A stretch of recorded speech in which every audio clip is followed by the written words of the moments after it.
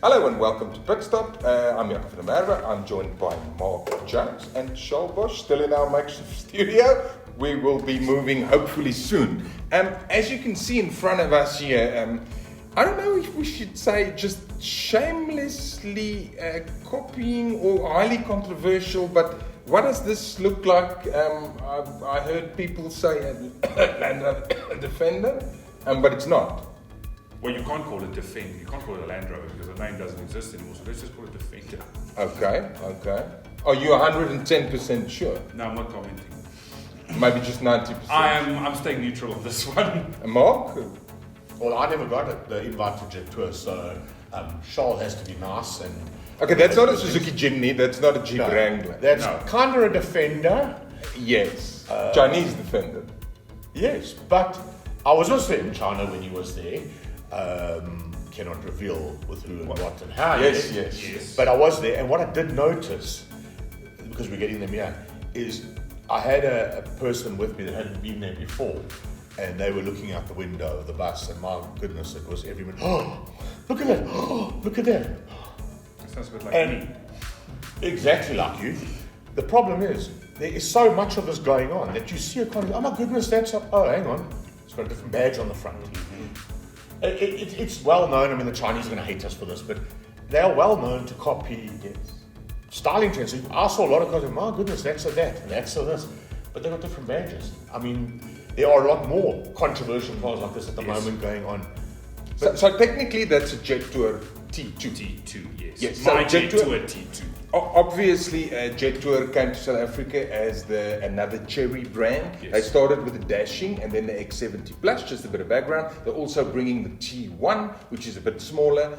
But with regards to the Dashing, it's got that almost Lamborghini Urus kind of styling up front. But there's method in the madness. Yes. There is company ties to that side of the world. But Land Rover is not Lamborghini, is it?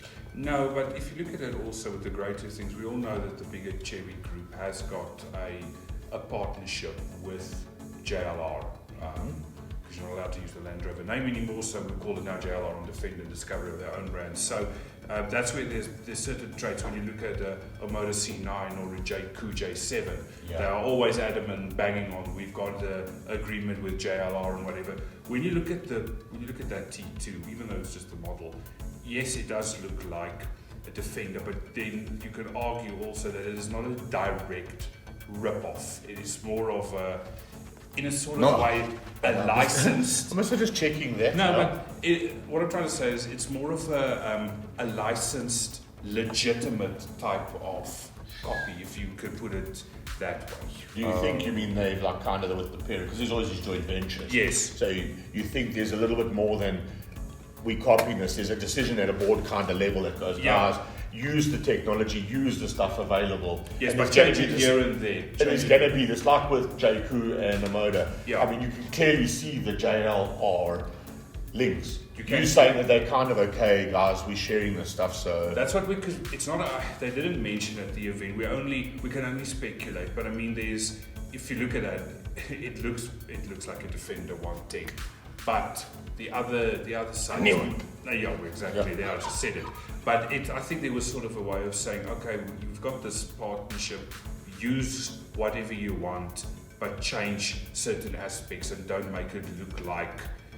You know, it's got the same grill as a Defender or anything, and we just plonk Jetour across the thing. So I think it's or the grill. Maybe it was a gentleman's agreement. I don't know. And no Alpine windows. I mean, that's a dead giveaway. Well, that's maybe one of the things.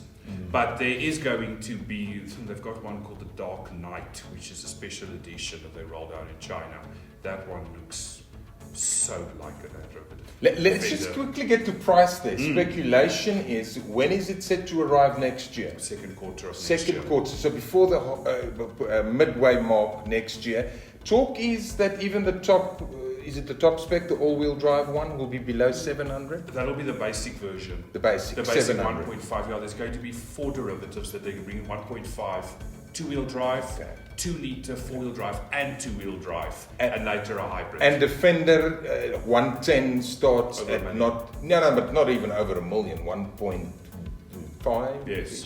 Which is going to be the projected price of the hybrid, maybe, if they bring it here. It'll probably just be So it could. I'm guessing this thing's going to fly.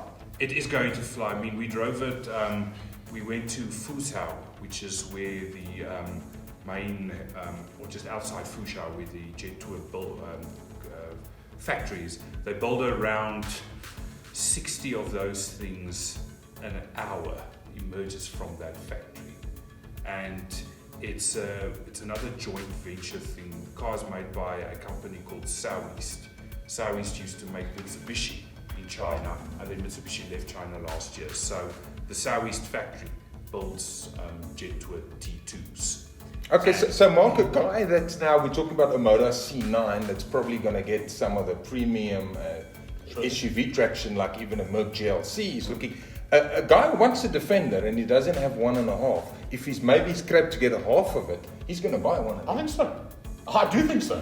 You know, we might sort of mock it, question it, but it's kind of cool looking. It is. And that's the thing. It's kind of cool looking because it's going off a Defender as well. I mean, it's JLR's number one SUV. I mean, so that's kind of cool. Guaranteed. I'd look at it and go, at the right price. I mean, I'm not convinced I'll pay $1 million plus for something, but at 700 odd grand, it should move.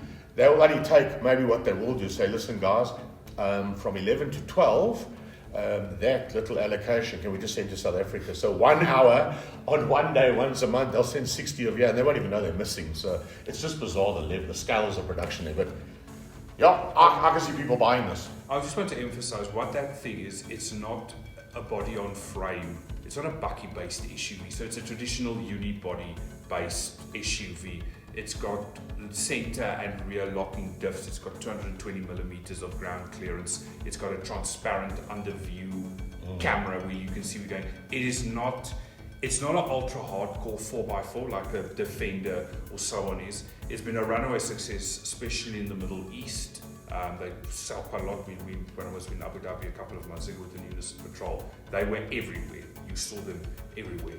So we don't know what the capacity is for the plug-in hybrid, but people should just understand, look, you're not going to go a level 5 grading 4x4 course with that thing because it doesn't have low range. But the whole fact that it's available in two-wheel drive also tells you that's not really. Yeah, it's the show. Look, let's be honest, a lot of Bucky owners have Buckies that really look cool. Yeah. Half of them don't even go on a dirt road. Not even. So people want the show. They don't necessarily need all the gimmicks, and if the price then comes down with that, two-wheel drive is going to sell all day, every day. It's going to be. I mean, that just to say the price is so far, it's estimation. It's not been confirmed at all yet, but they are looking into bringing it around that 700,000 rand mark. But still, you're getting one of those. We can only speculate that when the 2-liter deluxe, which is what it's going to be called, when the 4-wheel drive version comes out, we can only speculate it's going to be about 800,000, 850,000. Again, not confirmed, only speculative. But for that price, given the amount of features that thing has, and it has a lot in it, as is usual with a Chinese vehicle, it's going to sell well. $1 million question just came to mind. What about tank? How does this thing now in GWM's tank? No, very much. I mean, that is basically the rival. What Jetour claimed is that since that has been launched, that is officially the best-selling off-road focused type vehicle in the whole of China. It's more than the Tank. I can't remember the figures off the top of my head, but it's sold more than Tank 300. And they proudly proclaiming that is of its kind. That's the best seller within the Chinese domestic brands. That's very interesting. But yeah, so it's set for next year arrival. Yes. Once everything's been confirmed, pricing, everything, we'll revisit this. And it's going to be. Sorry, I just want to say it's just going to be part of an expansive T2 lineup. We're talking about T1 that's coming fourth quarter of the year. We had a chance to drive that as well, and there's a bunch of more SUVs coming. A T5, which is ultra. That's going to be rugged, the most rugged vehicle. And then the T7, which they made some incredibly bold claims. They said it's going to be bulletproof, and they also said it's going to be amphibious, and you could drive it in the water for You lost me at T2. Minutes. You lost, seriously, you lost me at T2. Yeah, but you know what? We look at this to wrap up. We look And we think, why another SUV? Why bring them? That's part of Cherry, this, that, okay, it looks like that. And we were discussing this. This is what is happening. They're going to, every one of those that gets sold, T2, Jetour, T1 coming, T6579, 300 million, T. Every one of those sales, it's like with all these SUVs, every one of those sales that are now going to these guys and bringing the product, it's just a sale that walks out of a traditional Hyundai, Kia, VW, A legacy Ford, brand. Legacy brand, there you go. It just, that salesman just doesn't get it. They are, 600 of these go into the market, 600 get sold. Somebody's lost 600 of something.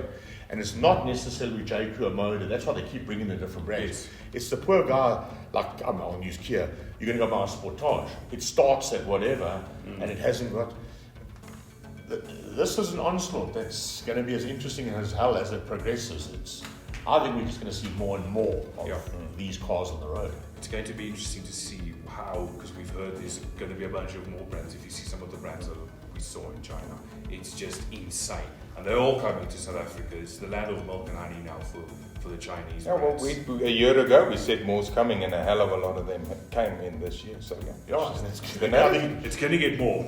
I think you must just keep your passport ready, keep those Chinese visas going, because I think there's going to be a lot more Chinese activity in the future, and there's going to be visits to factories, and the product's going to keep coming. But if it's priced right, has the spec, and looks right, they're going to sell, and that's their goal, sell move metal. And when the 2027 Bucky comes, that they're going to be, they showed us an outline picture, it's called the P5.